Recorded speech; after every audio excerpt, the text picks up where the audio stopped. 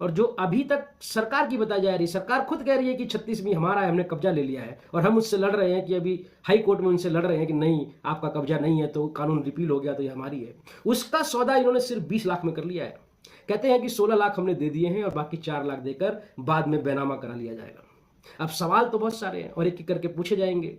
16 लाख रुपए कैसे दिए आपने, कब दिए, ट्रांजैक्शन डिटेल्स क्या है, और सबसे बड़ा सवाल जो है कि जिस जमीन का मालिक राजेंद्र यादव है ही नहीं, उसका पैसा लेने का अधिकार उन्हें किसने दिया।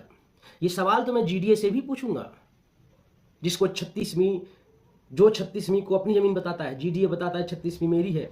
मैंने इसके लिए आरटीआई भी लगाई थी, जिसके जवाब में जीडीए ने कहा है कि 36वीं हमारी है, हमने कब्जा ले रखा है। अगर 36वीं जमीन तुम्हारी है जैसा तुम कहते हो, तो उसकी खरीद फरोख्त लोग खुलेआम कैसे कर रहे हैं।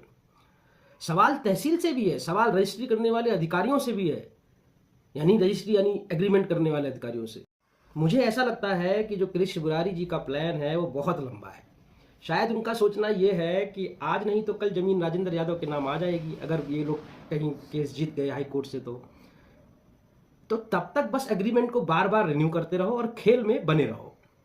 शायद इन्हें ये भी लगा होगा कि घर में 2 महिलाएं हैं, छोटे छोटे बच्चे हैं, ये लोग क्या ही कर लेंगे। लेकिन कहानी यहीं खत्म नहीं होती। इन्हीं के जैसे एक और महानुभाव है गोरखपुर में। मैंने बोला ना भूमाफियाओं की कभी नहीं है गोरखपुर में।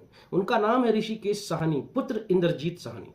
इन्होंने भी इसी याराजी 36वीं से 770 वर्ग मीटर जमीन का एग्रीमेंट करा लिया और कीमत तय की सिर्फ 10 लाख रुपए। सोचिए, ऊपर वाले कृष्ण मुरारी ने इससे कम जमीन 20 लाख में एग्रीमेंट कराई और साहनी साहब ने उसे से लगभग दुगनी जमीन 10 लाख में एग्रीमेंट कर ली।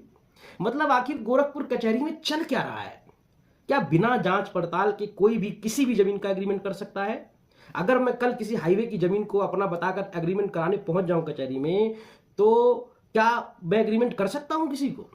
क्या ये जो कमलेश कुमार श्रीवास्तव कनिष्ठ सहायक निबंधक नियमित और के तिवारी उप निबंधक सदर द्वितीय गोरखपुर मुझसे ये नहीं पूछेंगे कि भाई किस हैसियत से तुम ये एग्रीमेंट कर रहे हो? और हैरानी की बात यह है कि 1 साल बाद जमीन का रेट बढ़ने की बजाय कम हो गया, आधा हो गया। लेकिन साहनी साहब ने एक दिमाग का काम किया। उन्होंने अपने एग्रीमेंट में स्पेशली लिखा कि उन्होंने 3 लाख रुपए का चेक दिया, चेक नंबर 008777, दिनांक 28 सितंबर 2018, यूनियन बैंक ऑफ इंडिया का, और 1 लाख रुपए नगद दिए। लेकिन उन्होंने ये नहीं बताया कि वो चेक कभी कैश हुआ भी या नहीं। ये तो साहनी जी के बैंक स्टेटमेंट से ही पता चलेगा। और एक सवाल यहां भी खड़ा होता है कि जब कोई आदमी मानसिक रूप से बीमार है, तो क्या यह संभव नहीं कि किसी ने उसका बैंक